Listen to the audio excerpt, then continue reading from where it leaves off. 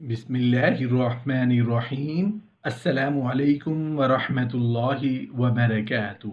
حضور پاک صلی اللہ علیہ وآلہ وسلم کا ہمسایہ بننا چاہتے ہو تو بیٹیوں سے نفرت نہ کرنا، کیونکہ بیٹیاں اللہ کی رحمت ہوتی ہیں۔ یہ مقولہ صرف معاشرتی مقولہ ہی نہیں بلکہ حقیقت پر مبنی ہے۔ یہ زندگی میں خدمت کی صورت میں اور آخرت میں اجر عظیم کی صورت میں اللہ کی رحمت ثابت ہوتی ہے۔ ایک بچی کی تربیت لڑکے کی تربیت سے زیادہ باعث اجر و ثواب ہے۔ جو خوش قسمت اپنی بچیوں کی تربیت اسلامی اصولوں کے مطابق کرتا ہے، وہ لڑکوں کی تربیت کرنے سے اللہ کا زیادہ مقرب اور محبوب بن جاتا ہے۔ بلکہ ایسا انسان قیامت کے دن رحمت للعالمین صلی اللہ علیہ وآلہ وسلم کا ہمسایہ بنے گا۔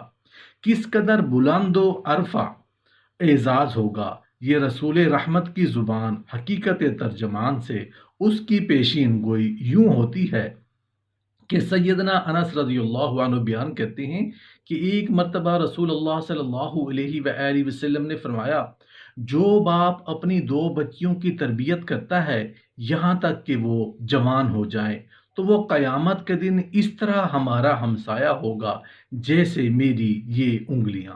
پھر آپ صلی اللہ علیہ وآلہ وسلم نے اپنی 2 انگلیاں باہم ملا کر دکھائیں۔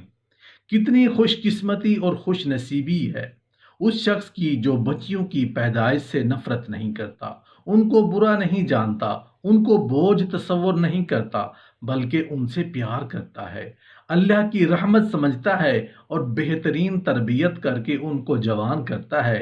ایسے ہی خوش نصیب کو قیامت کے دن جب پیغمبر بھی رب نفسی پکار رہے ہوں گے، اس وقت خاتم النبیین کی ہمسائیگی اور رفاقت نصیب ہوگی۔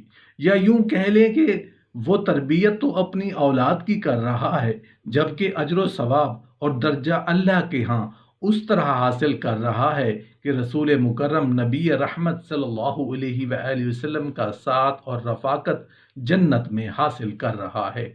ایک حدیث مبارکہ میں بچیوں کی بہترین تربیت کرنے والے کو جہنم سے آزادی کا پروانہ دیا جا رہا ہے۔ بچیوں سے نفرت کرنے کی صورت اتنی ہولناک اور تکلیف دہ ہے کہ اس کے تصور سے دل ہی لرزنے لگتا ہے۔ مشرکین مکہ کے نزدیک بچی کا وجود ذلت و حقارت کا نشان تھا۔ اس کا نقشہ قرآن حکیم سورہ النحل میں یوں کھینچا ہے، جب ان میں سے کسی کو لڑکی پیدا ہونے کی خبر سنائی جاتی ہے تو اس کا منہ غم کے سبب کالا پڑ جاتا ہے اور وہ بس خون کا سا گھونٹ پی کر رہ جاتا ہے۔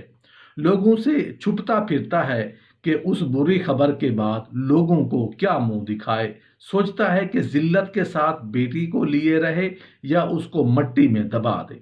رسول اللہ صلی اللہ علیہ وآلہ وسلم کے سامنے ایک صحابی رضی اللہ عنہ نے اپنے زمانہ جاہلیت کی آپ بیتی یوں سنائی، یا رسول اللہ صلی اللہ علیہ وآلہ وسلم، ہم لوگ ناواقف تھے، ہمیں کچھ خبر نہ تھی کہ پتھروں کو بتوں کو پوجتے تھے اور اپنی پیاری اولاد کو خود اپنے ہی ہاتھوں سے موت کے گھاٹ اتار دیتے تھے۔ یا رسول اللہ صلی اللہ علیہ وآلہ وسلم، میری ایک بہت پیاری بچی تھی، میں جب بھی اس کو بلاتا وہ دوڑ کر میرے پاس آتی۔ ایک دن میں نے اس کو اپنے پاس بلایا اور خوش خوش دوڑی میرے پاس آئی، اس کو اپنے ساتھ لے کر چلا۔ میں آگے آگے تھا اور وہ میرے پیچھے پیچھے دوڑی چلی آ رہی۔ میرے گھر سے کچھ ہی فاصلے پر ایک گہرا کنواں تھا۔ جب میں اس کنویں کے پاس پہنچا تو رکا، لڑکی بھی میرے قریب آ گئی، پھر میں نے اس بچی کا ہاتھ پکڑا اور اٹھا کر اس کنویں میں پھینک دیا۔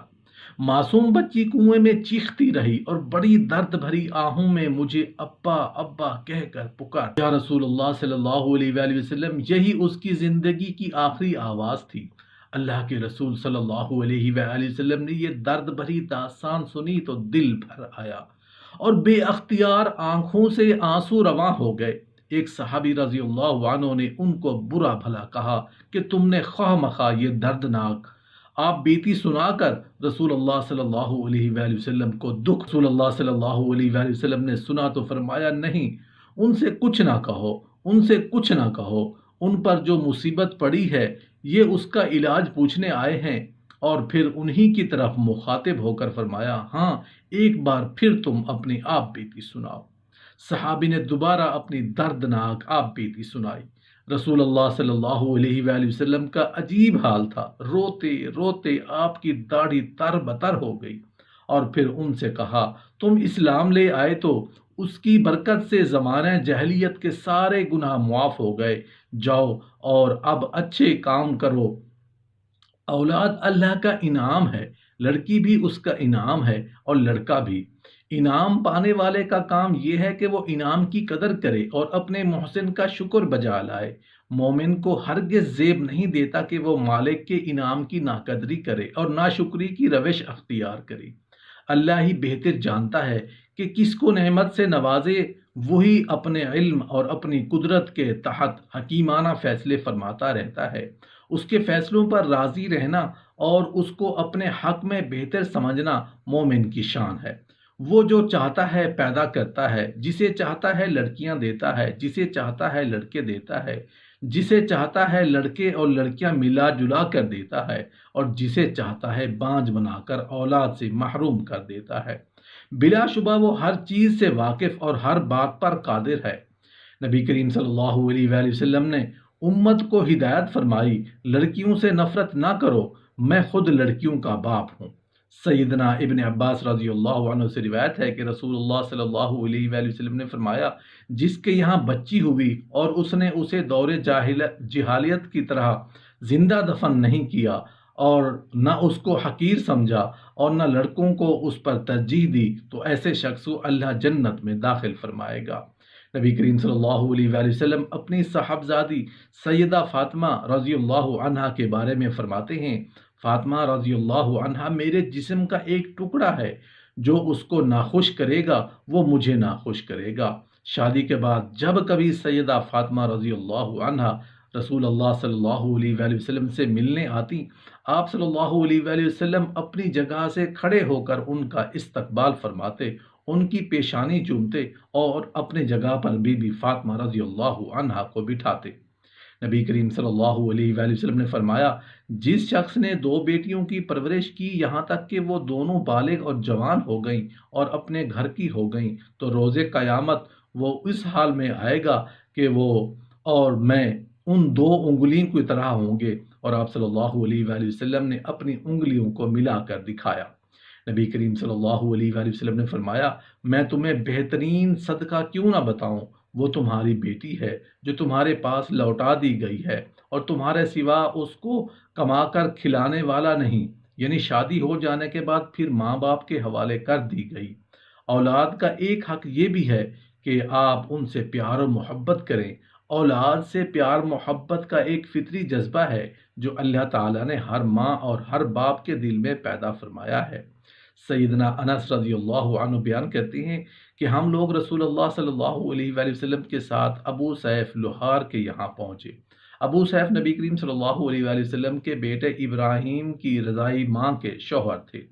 نبی کریم صلی اللہ علیہ وآلہ وسلم نے اپنے بیٹے کو گود لیا، ان کو پیار کیا، ان کو سونگھا، یعنی ان کے چہرے پر اپنی ناک اور منہ میں طرح کا رکھا کہ گویا سونگ رہے ہوں۔ پھر جب اس کے بعد ہم وہاں گئے تو ابراہیم کی سانس اکڑ چکی تھی اور رسول اللہ صلی اللہ علیہ وآلہ وسلم کی دونوں آنکھوں سے آنسو ٹپک گر رہے تھے۔ یہ منظر دیکھ کر جناب عبد الرحمن بن عوف رضی اللہ عنہ نے کہا کہ آپ بھی رو رہے ہیں یا رسول اللہ؟